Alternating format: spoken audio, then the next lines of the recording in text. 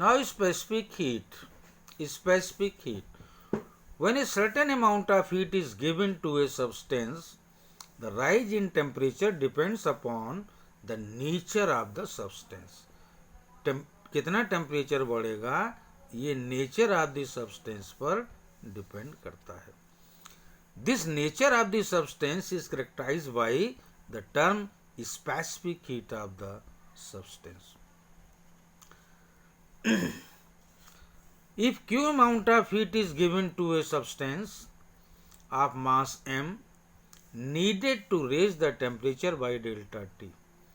Q amount of heat दे रहे हैं m मास के सब्सटेंस को ताकि टेम्परेचर डेल्टा T बढ़े.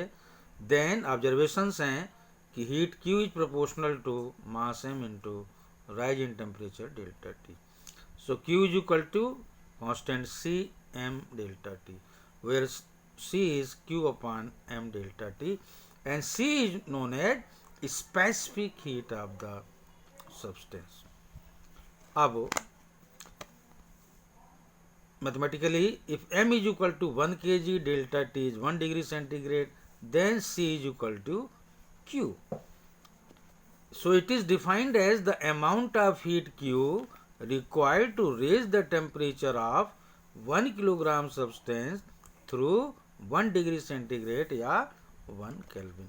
तो ये रही आपकी यानी यूनिट मास की बॉडी का यूनिट टेम्परेचर जो बढ़ा दे उसी हीट को कहते हैं स्पेसिफिक हीट. जो SI unit of specific heat है ये होगी जूल अपान किलोग्राम इंटू केल्विन या degree centigrade.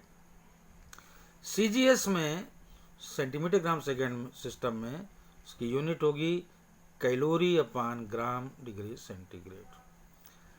If amount of substance is given in terms of mole mu, then specific heat per mole ये होगी C अपॉन म्यू यानी 1 upon mu Q by delta T, जहाँ C को कहते हैं capital C को कहते हैं molar specific heat of the substance, और इसकी यूनिट होगी joule upon mole degree kelvin.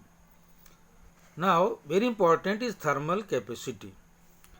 Thermal capacity क्या चीज होती है? This is important. It is the amount of heat required to raise the temperature of the body through 1 degree centigrade या 1 Kelvin. ये वो हीट है जो बॉडी का टेम्परेचर 1 डिग्री बढ़ा दे, और इसकी वैल्यू होगी Q is equal to m into C. इसी को कहते हैं थर्मल कैपेसिटी.